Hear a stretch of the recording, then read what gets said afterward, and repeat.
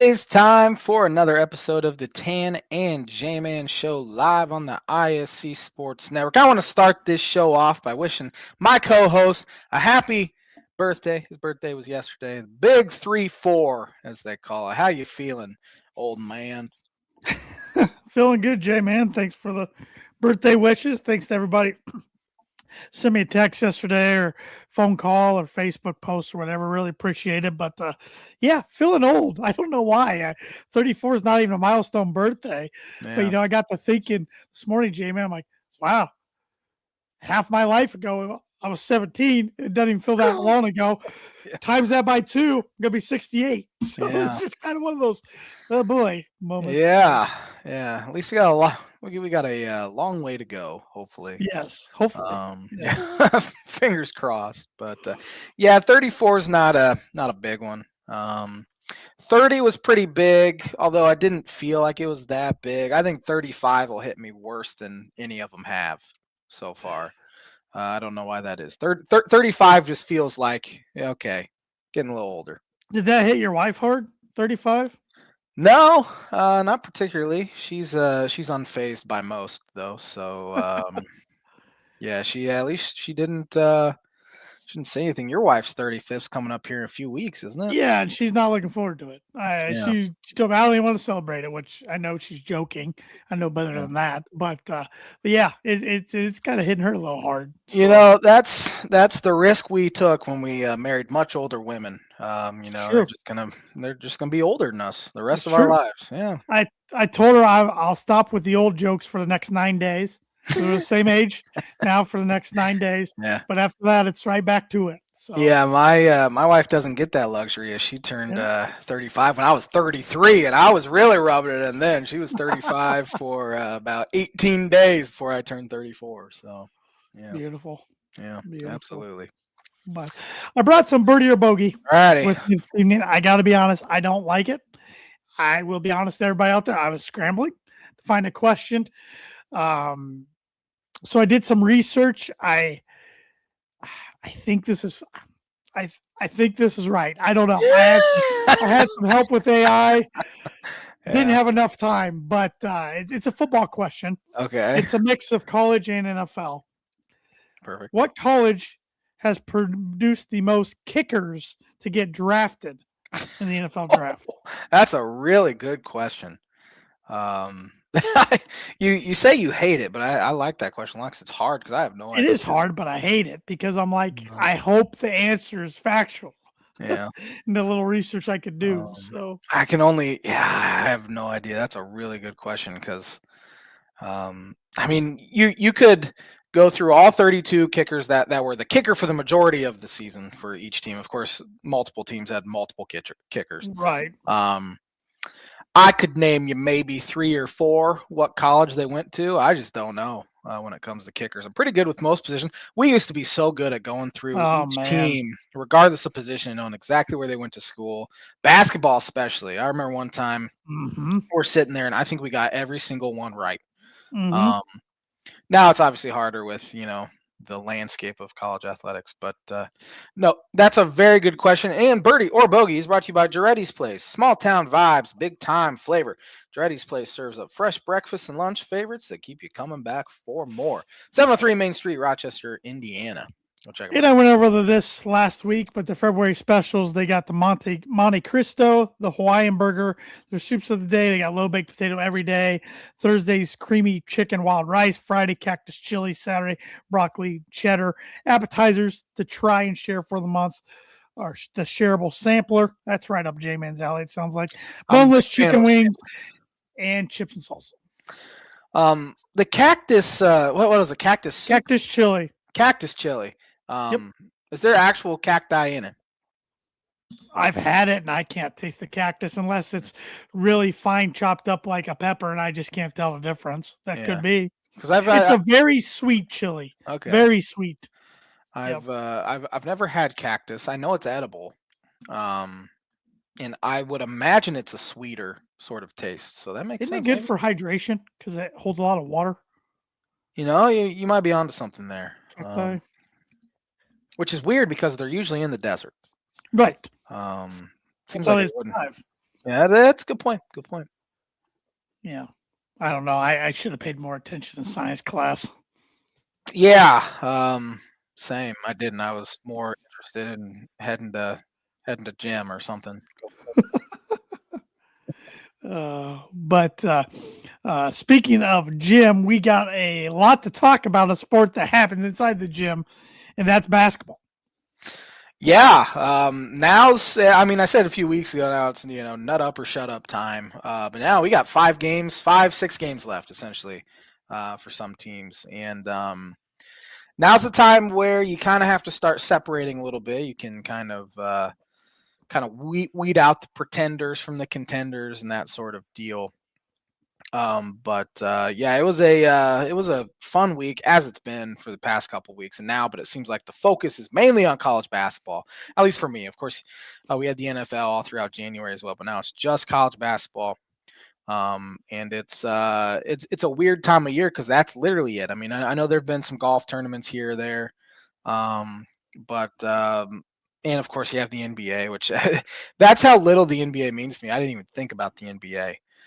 Didn't even know it was All Star Weekend until like Friday night, and I saw somebody talking about it, Which which shows. supposedly the All Star game was actually entertaining to watch That's this what year I and heard. competitive, Yeah.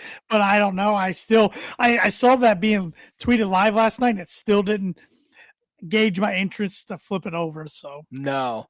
Me either. And I mean, we used to get so into like mhm. the festivities were the 3-point contest, the dunk contest, and now the dunk contest is so lame. No one was Joke. even there watching it. It felt like in LA, and the dunks aren't very good. The guy who won, I think he mainly won because he did some dances afterwards, after each dunk. But I don't know how you fix that. You don't have superstars in it anymore.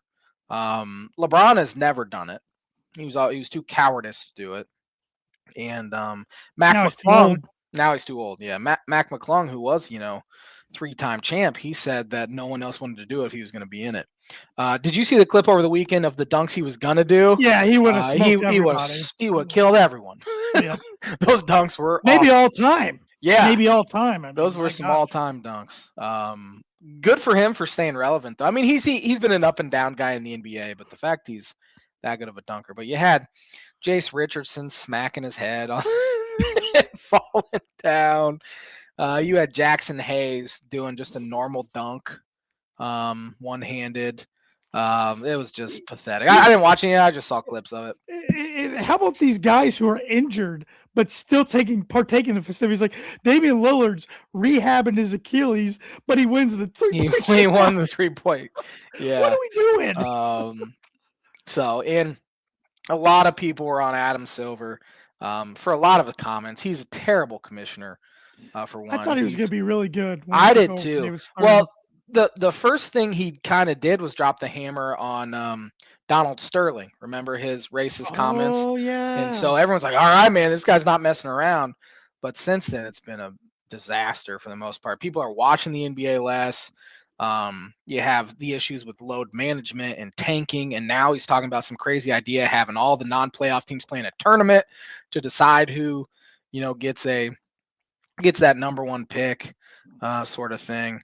And in All-Star weekends become trash. I mean, I remember we'd like get together and watch like the dunk contest and stuff like that, Sure.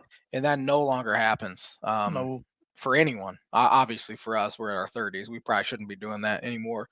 But those college age kids, I don't think they care at all about it anymore. High school kids, nothing. And it's I don't know what the NBA does, but I'm very glad I stopped watching years ago. Yeah, I've got to be ready if Seattle gets a team, which is looking more and more promising, to at least hitch my wagon to them, and care about them a little bit. But which it is funny, and it started as a gimmick for me or a shtick, but I'm serious. Like if Seattle gets a team, that will be my team, and I'll at least keep up with them per se, kind of like I do the Colorado Avalanche. I don't watch every game or anything like that, but I keep up with them and watch box scores and stuff. So that would be fun to just jump on an expansion team's bandwagon. Yeah, because you're literally starting with nothing. Why not? Yeah, why not? Why not? I'm with you. So, but college hoops, yeah. Big Ten race. I mean, it looks like Michigan's. I mean, well, they definitely have the upper hand. They're Yeah, ranked 2 number games one in up. the country now, Right. but it's still only 2 games. It's not 3, Mhm. like it looked like. It very well could be at one point during the week, but it's a 2-game lead. Got a big one tomorrow night. Michigan, Purdue, number 1 versus number 7 in Mackey Arena, which amazingly, this is the first time a number 1 team has come into Mackey Arena since Illinois in 05. Really? Yeah. That is interesting. Yeah. I thought Indiana was number 1 in 2013. They were 3rd Okay. when they came in. So, yeah, it'll be rocking tomorrow night. I hate that it's on Peacock, but Yeah. since I'm going, I'm glad it's a 6:30 start, not like Definitely. 9 o'clock start. Yeah. But good week for Purdue, really good week. Got up big, 22 points early in second half on Nebraska, then fought like heck to hang on, and the game goes into overtime, but they found a way to squeak it out. You never got to apologize for a road win to Big Ten, especially one against a team at the time that was ranked in the top 10. And then even though I didn't get to watch much of the game on Saturday, they beat the brakes off Iowa on the road, which Iowa gave them all they wanted the first matchup in Mackey. So, I mean, last week I was predicting a split, even kind of came to terms with that, best case scenario, they'll probably get a split. Came out 2-0. Now they got 3 in a row at home. Tough ones, Michigan, Indiana, and Michigan State. But you got 3 in a row at home down the stretch. Feel a lot better about Purdue than I did 2 weeks ago. Oh, I'm sure. And that's college basketball in a nutshell, yeah. up and down. Oh, exactly. Yeah. And as I said, you might as well get that little skid out of the way in January. Yeah. But yeah, Purdue. I didn't watch much of either of their games. But I like checked the score. Okay, Purdue's up, 17.5 against Nebraska. Check back. They're up 10 with how much time? 2 minutes, maybe? Yeah, I think it was 10 with 2:45 left, I think, or something like that. Yeah. And then I turned, and then the Illinois game started, and I kind of turned it off. But then I checked back. It's like, oh, Purdue's going overtime. I'm like, oh boy. And then Nebraska finally gets a lead. And they even had a chance to extend it late and missed, obviously. And then great finish by Clough there, but that was an unbelievable pass by Fletcher Lawyer. Yeah, no way I thought he was passing. I thought he was chucking double team and wouldn't get in well. Yeah, I don't know how I fit it in there. It was a great catch, too, by Clough. Right. But, yeah, unbelievable pass. Find a way to hold on. But then at Iowa, I knew it would be tough, but Iowa's starting to wake up they a are. bit. Terrible loss from them at Maryland earlier in the year, and it looked like that definitely carried over into Saturday. They're a one-man show there with Bennett Sturts, and he didn't play very well at all on Saturday, from what I could decipher. And Purdue against Nebraska had similar struggles that Illinois had that night, not sealing the game at the free throw line late. Yeah. Gosh. Yeah. Purdue missed a ton of free throws. I mean, it was the 3 guys for Purdue you wanted the line: Smith, Lawyer, and Cox, and they couldn't make them. And it was just like, if they do that, they win by 6, 7, 8 points, and the game doesn't even go to overtime. But man. Yeah, that Illinois-Wisconsin game might be the most frustrating Illinois loss in I don't even know how long. Like, I'm still thinking about it just because. Yeah, they have the excuse, they had no Boswell, no Stojakovic. There's your 2 best defenders facing the highest scoring guard tandem in the Big Ten, and John Blackwell and Boyd, Nick Boyd. And Boyd torched him because Ben Hummerkaus had to guard him in the second half, and he just torched in the final 8 minutes. There's that excuse, but I don't want to use that excuse because they were up 12 with 8 minutes left. Illinois was, and still, if Wisconsin would have just come in and beat them, okay. Whatever, I wouldn't even be thinking about it now, but the way it happened, because you're very clearly a better team than Wisconsin, right? And again, they missed some free throws. Illinois' best free throw shooting team in the Big Ten. They were number 2 in the country, coming in at close to 80% as a team. And again, the guys you want at the line got there with Keaton Walker. He's an 83% free throw shooter. David Mirkovic is an 80+% free throw shooter, and they win a combined, I think, 1 for 6 and overtime for 1. And a lot of it played into Boswell and Stojakovic being hurt because those guys coming off playing 40 plus minutes at Michigan State on Saturday, followed up playing 40 minutes again against Wisconsin, and they had no legs left. Everything was short or flat. So it's just one of those games, and they still had a chance to win at the buzzer too. I was really discouraged after that loss, but then like I kind of had to smack myself, like, you just lost to two very good teams in overtime by one possession where you had a chance to either tie at the buzzer or win at the buzzer.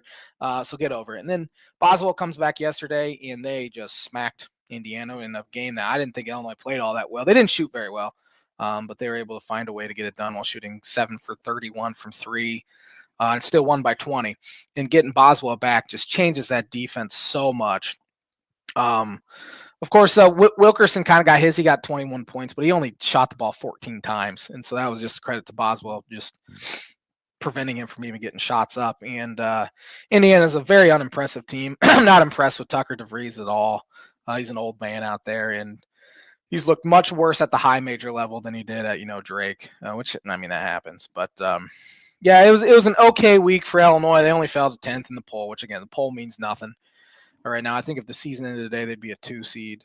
And as would Purdue, with Michigan being a 1. I know Lenardi has Michigan State and Nebraska both a 4, which 2 weeks ago, Nebraska's a 1. So it shows you how much the season changes, but it also shows that Nebraska's not nearly as good as, everyone thought, which, as I've said since December, I didn't believe in them that much. I think they're a good team, but don't get me wrong. But I don't think Purdue or Illinois or Michigan or those kind of teams should lose to them anyway, even on the road. But yeah, now huge week for Purdue. 2 home games, as you said, Michigan tomorrow, then Indiana on Friday, and then Illinois goes West Coast. So very, very big week. Illinois should take care of business, but those West Coast trips can be tricky. Yeah, I think they'll be favored in both. Right. I think they'll probably end up splitting. I don't think they'll have Stojakovic this week. It doesn't even sound like he's going to make the trip as of now. What's he dealing with?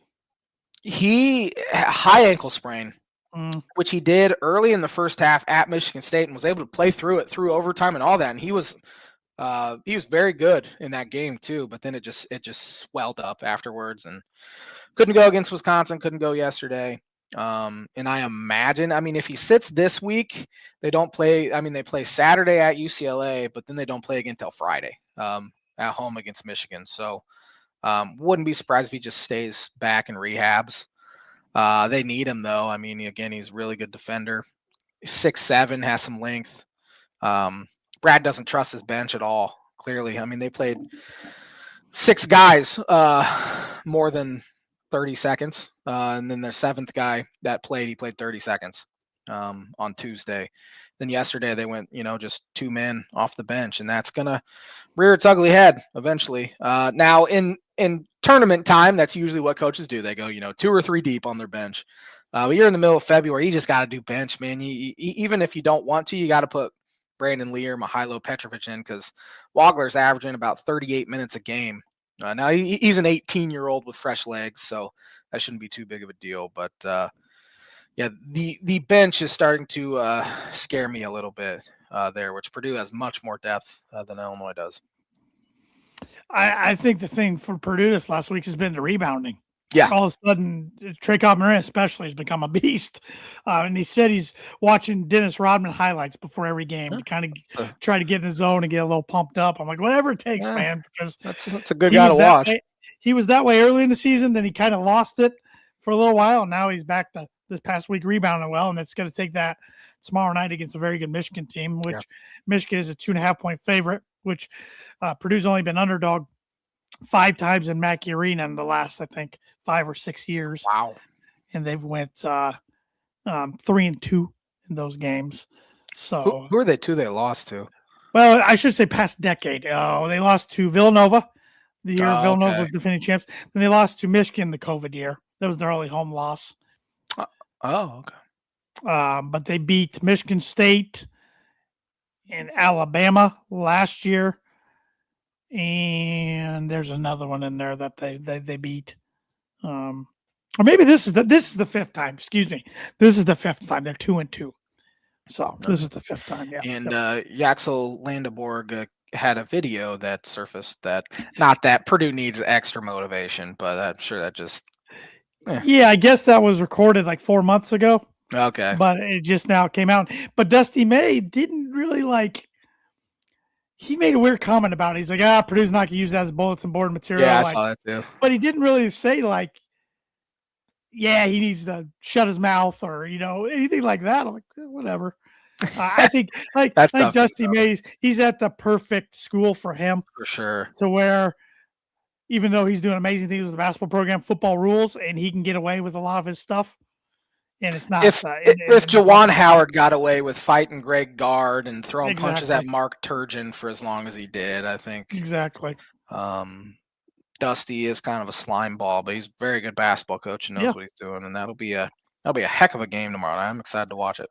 Yeah, I just hope Purdue doesn't come out like so amped up. Yeah, Like I've seen it happen before in big games where oh, we got to put it on them to where they just tense up early on. And they haven't played extremely well at home this they year. haven't. No, Illinois beat them.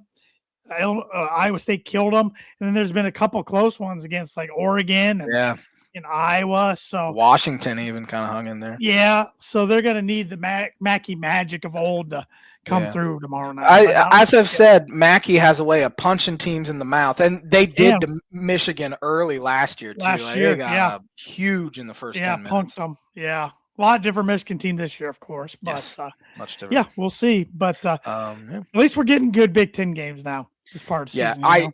I hate that it seems like Big Ten games are played Tuesday and Wednesday, and there's nothing on Monday, nothing on Thursday. You get one-offs Friday. Which now it seems like the one-offs on Friday have just started. I wish they'd spread them out a little bit, and I understand the girls' basketball is also going on, and they need time as well to be on. But I hate that they jam-pack them into just 2 days throughout the week. That's frustrating to me. But I know there's a lot of people involved with high school basketball in the state of Indiana complaining that Purdue Indiana's on a Friday night, which it has been the past 3 years. Yeah. Because they're like, that this is supposed to be the basketball state. I'm like, unfortunately, TV networks don't care. They don't care. Don't care at all. I don't think. Yeah, I don't know how much say the Big Ten has in that, which I don't think the Big Ten cares either. No, they don't care about high school basketball. Why would they? I mean, honestly. Yeah. But I get the gripe of, Indiana high school basketball is still pretty big in the state of Indiana, per se. So I've seen a lot of people complain when Big Ten football is on Friday night as well. Right. Throughout the fall, this would be the high school football. High school's night. Yeah. Yeah, the high school's night. But yeah. I texted you earlier to say I think we should do like a Big Ten bubble watch. Mm-hmm. I would say there's. How many teams did I list? 5 teams on the bubble in the Big Ten. I would have put Wisconsin in there, but their week this past week, I think they're in pretty much a lock at this point, winning at Illinois and then just smacking Michigan State at home. The 5, I think 1, 2, 3, 4, 5 teams that I think are strictly bubble right now. And that's IU, Iowa, UCLA, USC, and Ohio State. Starting with Indiana. What are your thoughts on Indiana? I think there's 2 wins that are kind of saving them right now. I don't think they're good. And I know they beat Purdue. I know they had a nice little streak there, but just watching them, if they're shooting well, but they can say about anybody. If they're shooting well, sure. They're really tough, but they have no inside presence. They don't seem to gel that well at times. I just don't. Will they make the tournament? There's a good chance. I know Lenardi's got 10 teams in right now from the Big Ten. Yeah. And Indiana wasn't even like one of the last 4 in, one of the last 4 buys. He had them comfortably in, I think, in the 9 seed the last time I saw, 9 or 10. But I just don't think they're very good. Yeah. But as of this moment, I think they're in, but a lot can change. I agree. As you said, no inside presence at all. They're big guys averaging 4 rebounds. Illinois out rebounded by 20 yesterday. Had like 20 more second chance points, which Illinois is very big and they rebound very well. Sure. But you look at Indiana's schedule and who they've beaten. Non-conference, they beat no one. They beat Marquette. They did play a few. They played Louisville, who was 6th at the time. They've fallen way back. They're still good, but they lost to them. Lost at Kentucky. Yep. Played Marquette, second game of the year, beat them by 23. I think a lot of Indiana fans were like, oh, man, we might have something. Marquette's ended up being trash. Blew out Kansas State. Except they beat Butler the last time they played. Beat Kansas State, who just fired their head coach yesterday. As they should have. As they should have. And then you look at their Big Ten. They lost to Nebraska, Michigan State. Iowa smacked them at home. In Nebraska, they were up 16 second half. Yeah, and Nebraska came back and won. Lost at Michigan. And their two saving graces right now are that win against Purdue and then at UCLA, finding a way to hold on to win by 1. Wisconsin at home as well. They haven't beaten anyone besides Purdue, and you could argue that their most important win was at UCLA because it's a road win. Right. Then you look at their schedule to play at Purdue, and then they host Northwestern. They'll beat them. Host Michigan State. That might be the biggest game of the year for them. Mm-hmm. Have to defend home court. Mm-hmm. Host Minnesota, and then they're at Ohio State. So there's not that many opportunities left to get a quad 1 win. Is their issue? Well, three of their last 5, I guess, would be quad 1. I think they need to go at least 3-2 in those. They get a win or 2 in the Big Ten tournament to feel safe. Yeah. They've had opportunity. They haven't had a ton of opportunities at home. Nebraska at home, but Purdue at home. But a lot of their big games have been on the road, which is tough. I mean, it is. That's really tough. But yeah, that Michigan State game, March 1st, could be the maybe deciding factor because that was one Michigan State went on like a 30-2 run. Yeah.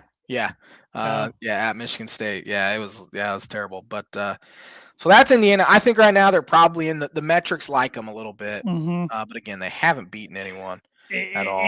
And name matters. They can say it doesn't. Name matters when it comes. It does. But at the same time, they could say that last year too, and they were one of the teams left out. That's true. Good point. So moving on to Iowa, which I think is very interesting because they have beaten no one, and they're pretty comfortably in right now. You look at their non-conference; they played no one. They beat Ole Miss, who's ended up not being very good. They did play at Iowa State, where they blew a 10-point lead and lost. But other than that, you're playing Bucknell and Western Michigan and Chicago State and Southeast Missouri. They did beat Xavier, but they stink. They hosted them though. But then you look at their Big Ten. Their best win is at Indiana, which that's a good road win. Smack them, and they did smack them too. But their second best win might be UCLA at home or USC at home or at Washington. Should take care of those, Lost at Maryland. I think that's the one that's going to rear its ugly head. Sure. And you look at Iowa's schedule the rest of the year. They host Nebraska Tuesday. Massive game for Iowa. Iowa needs it. Then they go to number 24 Wisconsin. They host Ohio State. They're at Penn State, which will not be easy. They host Michigan, and then they're at Nebraska. That's pretty brutal. Final 6 games. When you put it like that, I don't see them getting in the tournament. I don't either. I just don't think they have the quality. Now, they have a ton of opportunities to get these quality wins. Right. But the way they've played the past, even they beat Northwestern by 6, beat USC, who's I think pretty good by 1, struggled against Rutgers at home. They did beat them, though. And they had opportunities, losing at Minnesota was rough.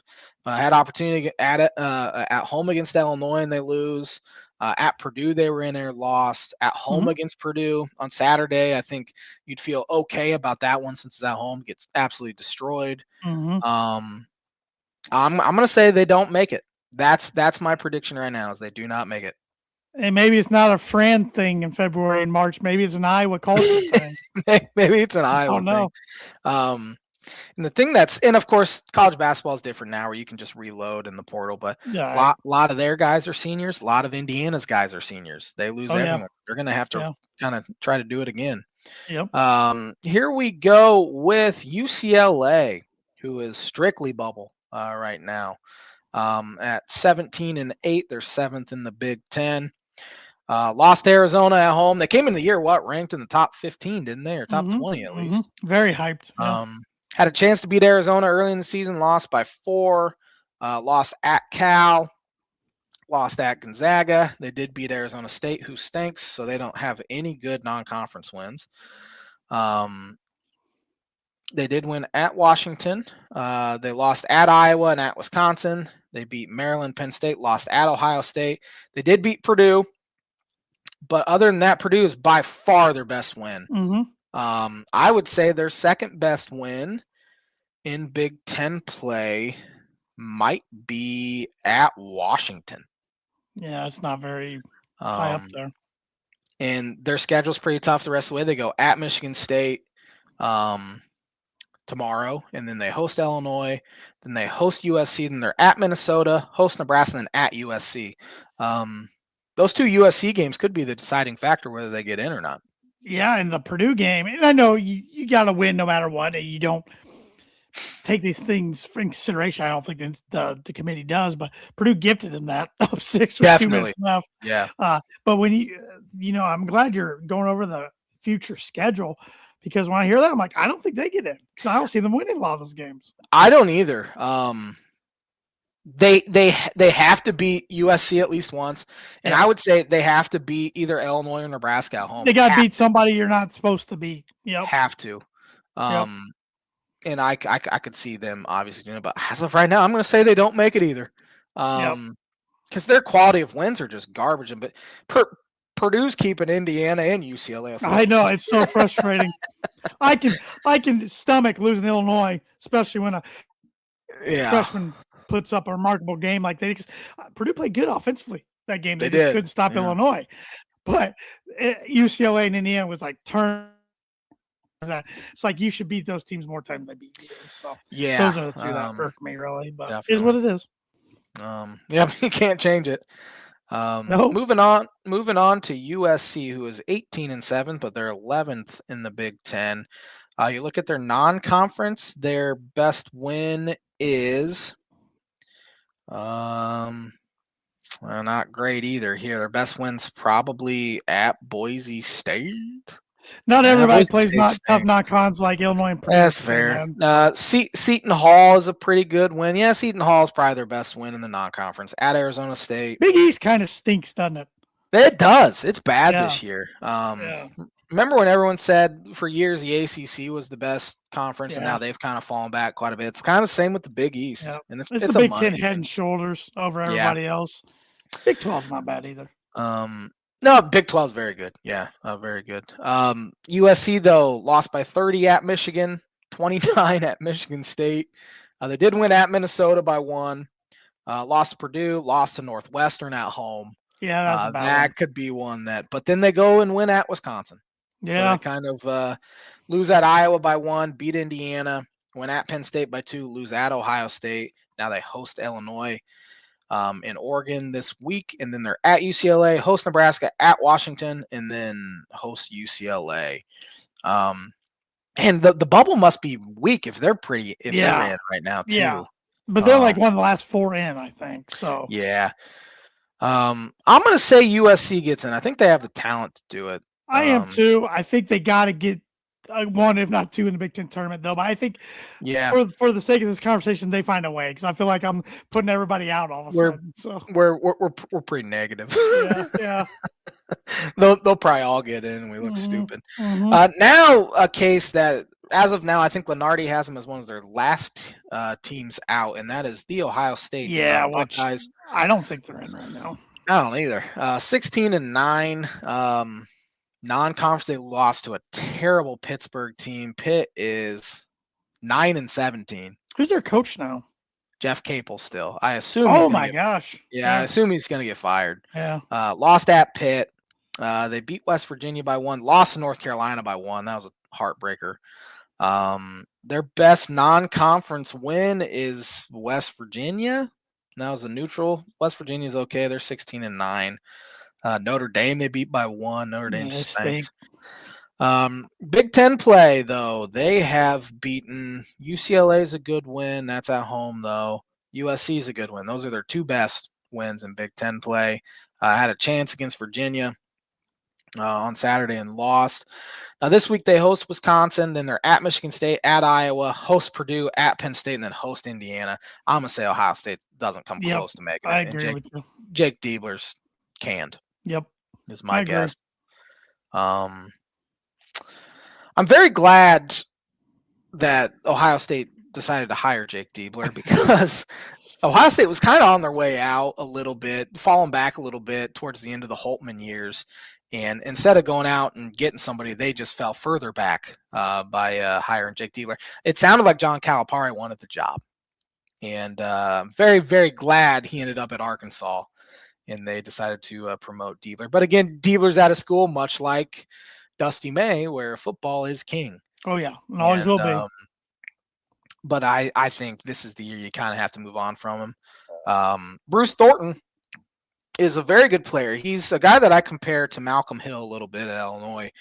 Very good first team, all Big Ten kind of player, and he will probably never make the NCAA tournament in his 4 years he's been there, which seems very, very unacceptable if you're Ohio State, who you could argue they ran the Big Ten from 2010 to 2015 or 16. Like they were awesome. There's a little window there, yeah. They did. Well, starting with Greg Oden, I guess. Yeah, about 07. Very good. Yeah. But it's really falling back now. And now, they're not going to go rehire Thad because he can't coach anymore. No, he can't coach anymore he's at Butler. And they're hovering right around 500, which is not great. But you want to go and pick some Big Ten games here real quick. I do have my my blind ranking is Big Ten basketball related. Starting with tomorrow night, Michigan at Purdue. Michigan's down to a 1.5 point favorite now. 1.5 dropped from 2.5. I'm going Homer here. I'm going Purdue. This will be the J Man's book. It's going to be one way or the other. I think Michigan's the best team in the country, and I think they go in there and win it by 1. Oh, thanks. Half court buzzer beater, a la Ron Harper Jr. Merez Johnson hits it, and we all hate each other for it. But J-Man's Book and Prediction of the Week brought to you by Travis Wottring Insurance Agency for life, home, auto, business, renters, workers' comp, farm insurance. Contact Travis 219-869-4561. It is nice knowing that all Big Ten contending fans of Big Ten contending teams will be rooting for Purdue tomorrow because they need Michigan to drop one. Yeah, my hate is too strong, Tanner. I'm very sorry for that. It was like yesterday. I was a little torn. Indiana against Illinois.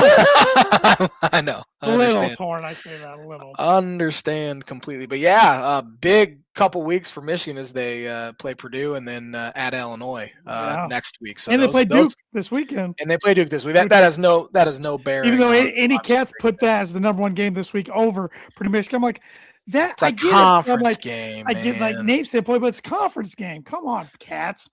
I'd put Arizona, Houston over Duke, Michigan. But I would say this game at Purdue and then next week's game at Illinois could be the deciding factors when it comes to winning the Big Ten title. Tuesday night, UCLA at Michigan State. Give me Sparty. Yeah, I think Sparty bounces back after getting just absolutely destroyed by Wisconsin. 9.5 point favorite, Michigan State is. On Fox Sports 1, we have Wisconsin at Ohio State. Massive one for Ohio State. Wisconsin. I just don't trust Ohio State. Wisconsin's guards are good. Wisconsin, 1.5 favorite. Ohio State fans don't deserve to make. They'll have 10,000 people in an 18,000 seat arena, and it's always pathetic. do. Give me Wisconsin. Massive, massive, massive one here. Nebraska at Iowa. How is Nebraska ranked ahead of Illinois? I like 9th. I'm taking Nebraska as well. Peyton Sandford or Price Sandford. Illinois or Iowa's won 7 of the last 10 in that series, but Price Sandford returns. He's a lot better than Peyton. Yeah, he is. My opinion. And then one I don't really care about, but we can pick it anyway. 11-14 Minnesota at 9-16 Oregon. Oregon's 3.5 point. Give me Oregon because it's at Oregon. Yeah, Minnesota's kind of falling back there. I will not watch a second of that game. No, me either. It's a late one anyway. It's a 9:30 tip. Yeah, I'm not watching it. It's Central Time. Your time. I was going to say. Yeah. Rutgers at Penn State Wednesday. Penn State. In these games, I just take I take home teams. 10-15 versus 11-15 there. I'm taking Penn State as well. Then 10-15 Maryland at 10-16 Northwestern. Give me Northwestern, I guess. I don't know. They both stink. And then Illinois at USC. Yeah, Illinois gets a dog. I think it's a little dog fight, but Illinois gets a dog. I do too. USC's physical. They're physical. They have some talent. on the Yeah. I'm Most men's very teams are always physical. I feel so much safer when Kylan Boswell's on the court. So I'm very, very glad he's back. Thursday night, no games, as I said, which ticks me off. Indiana at Purdue Friday night. I know Indiana got them the first time, but I feel good Damn about it. the rematch. I'm taking Purdue in this one. Purdue by 30 plus. You can book that If one. Jalen Hood Shafino was playing, I might say different because Yeah. he'd be the perfect player for this Indiana team. Oh, for sure. They need a guy like that. Yeah. 100%. Rutgers at Minnesota. I'll take Minnesota home. Yeah, give me Minnesota. Penn State at Nebraska. Nebraska. Give me Nebraska. Washington at Maryland. Oh. Maryland, I guess. Give me Washington. Traveling cross I country. think Washington might be favored in that one. Yeah. They have some talent. They're just not very They good. do. Just weird. Oregon at USC. USC. Michigan at Duke. That's neutral. What am I talking about? Michigan. Yeah, give me Michigan. And then Illinois at UCLA. Illinois and another close one. I think they give them both. I think they're close. I think J-Man swept. I think Illinois splits this week. But I'm gonna take them anyway. I'm gonna take Illinois to go 2-0, even though I think they split. Then Sunday we have Ohio State at Michigan State. I think good week for Sparty. Yeah, give me Michigan State. Another big one here for Iowa at Wisconsin. Wisconsin, bad week for the Hawks. I agree with you. You want to do some top 25 games? I don't think we've done this all year. Might as well. I can't tell you much about any team because I haven't watched much outside of Big Ten. Number 2, Houston at number 6, Iowa State tonight. Big Monday. Iowa State. Give me Iowa State. I think both teams are very good, though. Tuesday night, I'm just trying to find ranked matchups, and we don't have any Tuesday besides the Michigan-Purdue one. We have Arkansas at Alabama on Wednesday. Give me Arkansas. I think Arkansas is good. Darius Acuff is a problem there. Give me Arkansas. BYU minus their second best player, Richie Saunders, tore his ACL at Arizona. Arizona bounces back. They're not losing 3 straight. Yeah, I agree with you. Give me Arizona. Let's see. Thursday night, no top 25. Friday night, we have this is a good one. ESPN 2, 6 o'clock Central Time. VCU, who's 20-6, travels to number 18 St. Louis, who's 24-1. Interesting. ESPN 2. Give me the Billikens. Yeah, give me St. Louis. I think Josh Schertz is going to be a big-time name. Who could be. He's already been mentioned as a potential Kansas State hiree. How about Ohio State? Maybe. Bowling Green, number 6, or not number 16-10. Bowling Green at number 22, undefeated Miami of Ohio. Yeah, Miami of Ohio takes care of them. I agree. Let's go to Saturday. Arizona at Houston, number 4 against 2. Houston. Give me Houston as well. Number 6, Iowa State at number 23, BYU. Man, the Big 12's a gauntlet. I'll take BYU. Give me Iowa State. BYU with no Richie Saunders is nothing. And that'll do it for top 25 games. You know what? I already can feel it for you or me. Miami, Ohio's going to go undefeated. Going to be the 10 in either Purdue or Illinois' region when Purdue or Illinois is a 2. Yeah, definitely. You can book it. Yeah, I was literally thinking at work today, it's like, man, I think I'd rather be a 2 seed than a 1 seed because the teams you are playing are better, but marginally better, and you don't have as much of a target on your back as a 2 as you do a 1. True. That's true. So I'd almost rather be a 2. I don't remember Illinois ever being a 2. They were a 3 for like the first time in a long time 2 years ago. Of course, they've been a 1 seed a couple times. But, Travis Steele doing a heck of a job there at Miami, Ohio. He's John Gross's, I think, half-brother or step-brother or something like that. Some relation. But, as I said, my blind rank is Big Ten basketball related. I took some first-team All-Big Tens from the past 10 years or so. And I chose one guy that I wouldn't call them forgotten men, but I would say we don't really talk about them very often anymore. And I want you to rank them 1 through 5, starting with Nate Mason. Yeah, very solid player for some forgettable, average Minnesota teams. Yeah. A couple good teams in there. I'll put him at 4. All right. Chris Murray. Oh, okay. Chris. Yeah. Still, good player, overshadowed by his brother on some very good Iowa teams. I'm going to put him at 5. All right. EJ Liddell. He was a bucket. Yeah, he was He good. was a bucket. Put him at 2. EJ's one of those guys that he should be talked about a lot more, but because he plays for Ohio State, that aren't nearly as good as they have been. People just don't talk about him anymore. He Yep. was very good. The only reason why he didn't end up at Illinois is because of Mark Smith's. I don't want to say what I want to say there, but I don't like Mark Smith. But he got in EJ's ear. EJ visited Illinois like 5 times, and they thought for sure they were getting him. Anyway, moving on. Lamar Stevens. Penn State. Yeah. That was when Chambers was recruiting real well. He was cheating so bad. He was. But it didn't help him at all. But Yeah. I'll put Stevens at 3. So I got Okay. last one's number 1 for me, whoever it I is. think you're going to be okay with it, and that's Ethan Happ. Oh, yeah. Ethan Happ was a stud. Yeah.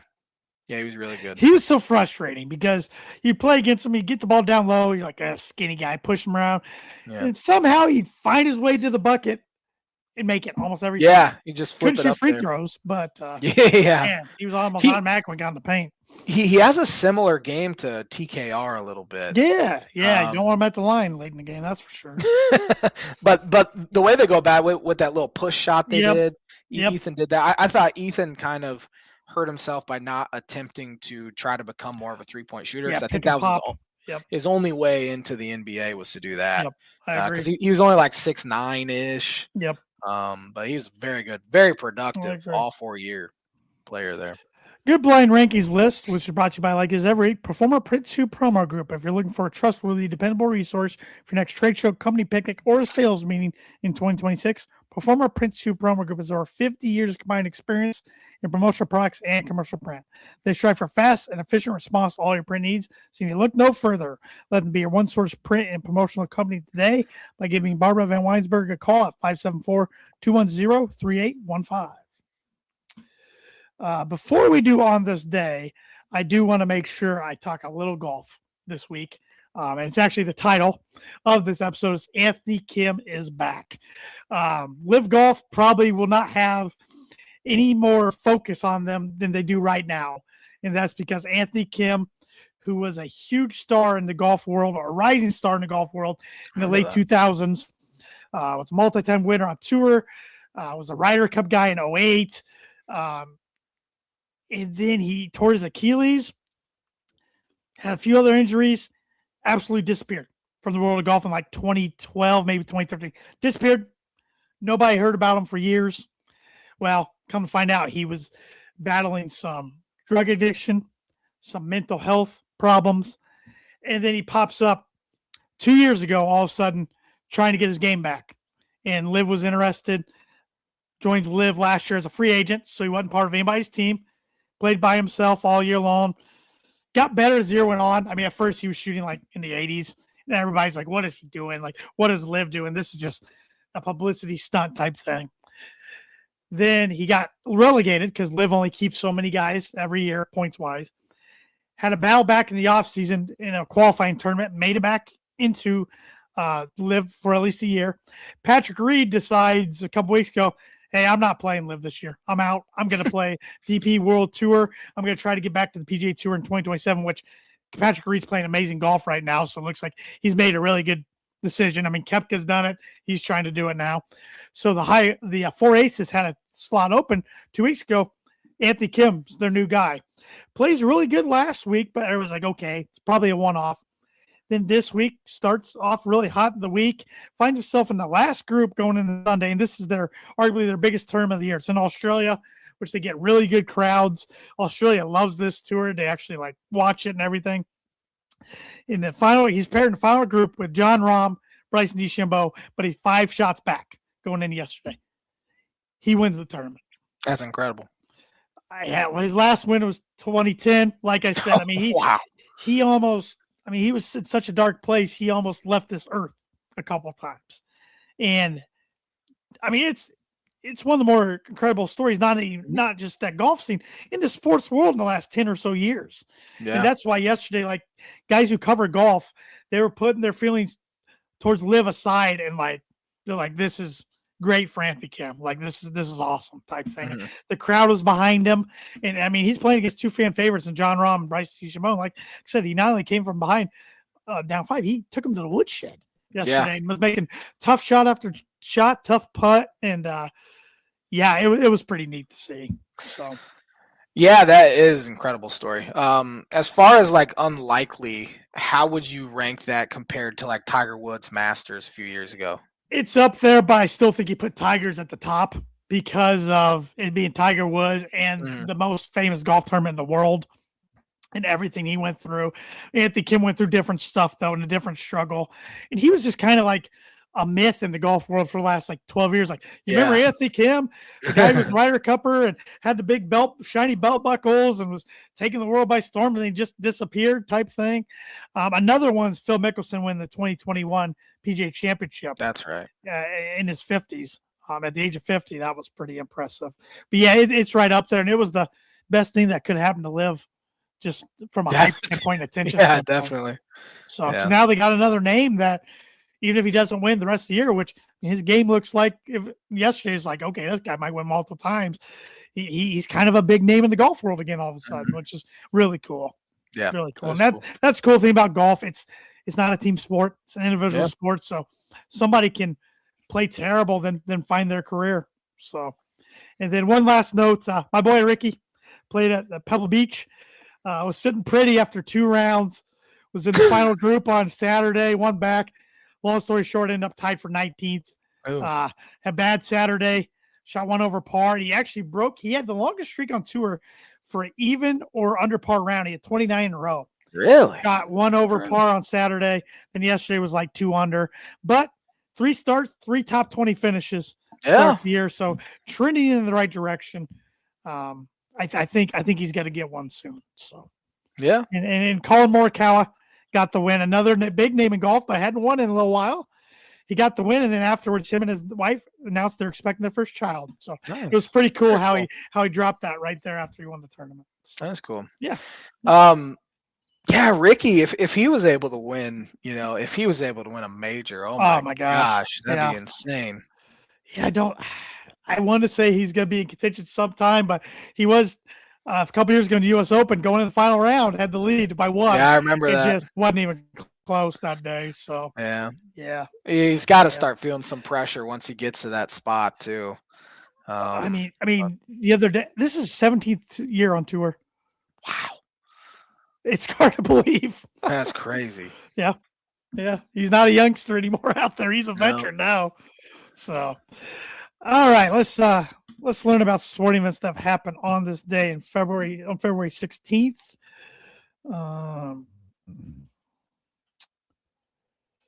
Got some figure skating stuff, some Winter Olympic stuff going on. I still watch much of the Olympics? No, I haven't either.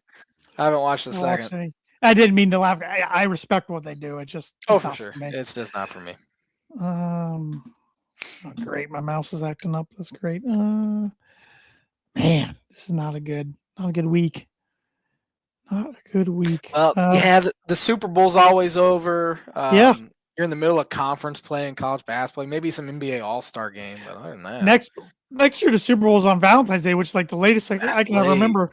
Yeah, I don't ever remember it. The last Super Bowl ever, I was born on Super Bowl Sunday, and I just saw the last Super Bowl that was ever held on my birthday was in 2003, January 26, 2003. Jeez, yeah, it's just February now. Now it's just been in February ever since. On this day, 1972, Will Chamberlain of the Los Angeles Lakers became the first player in NBA history to reach a career 30,000 point mark. He was pretty good. Yeah, he was. Probably doesn't get as much credit as he deserves, really, for the all-time. I agree. Yeah. Man. Got some Daytona 500 stuff. This is a bad day.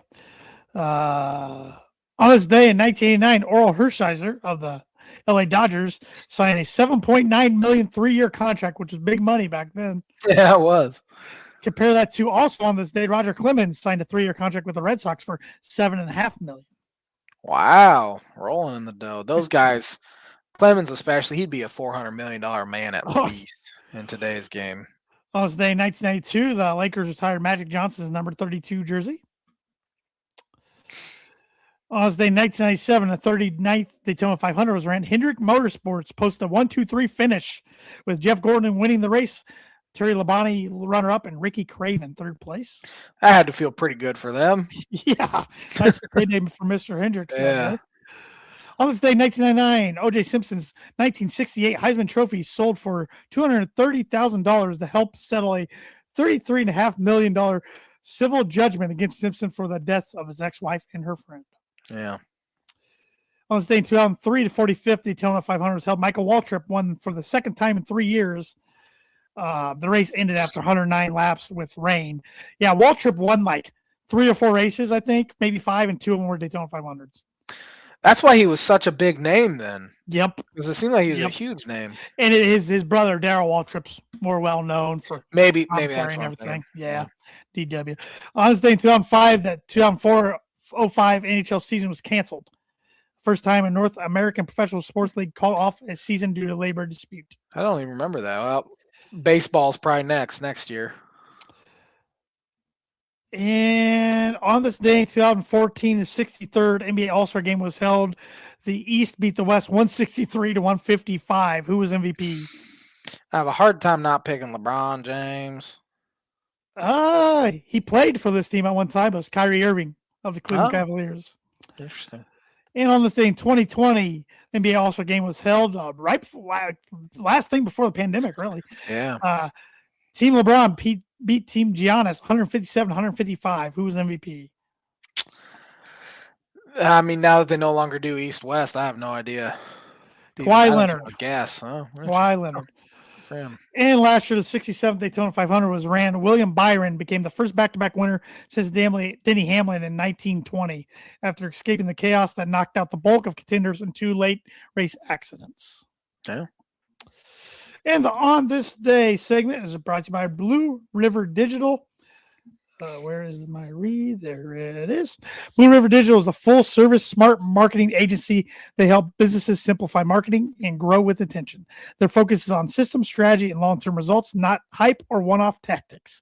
They offer digital marketing, website development, graphic design, printing and direct mail, signage and vehicle graphics, corporate apparel, promotional products, and AI and automations. They work with small, medium, and large businesses spanning across the United States with a strong presence in northern Indiana. Contact them today at 260-248-2749 to see how they can help you with your digital marketing. And real quick, before we get to Birdie or Bogey, I had 2 different things pulled up for this week, baseball related. I will save one for next week, but we are going to do this other one. And I found a site called Bracket Fights. Oh. And I'm going to share my screen. This is probably going to be a good experience for the audio listeners, but everybody viewing this will probably enjoy it. I got a bunch of different MLB hats up here. Okay. And you're going to look, we're going to go matchup by matchup and tell me which one you like better. I think a lot of them are the alternate hats. I did not make this template. So hopefully you can see them. This first matchup. Oh, I am struggling. There we go. Blue Jays or Rangers? Blue Jays clear easily. Okay. Phillies or this lightning bolt looking Dodger hat? Phillies. Those are classic.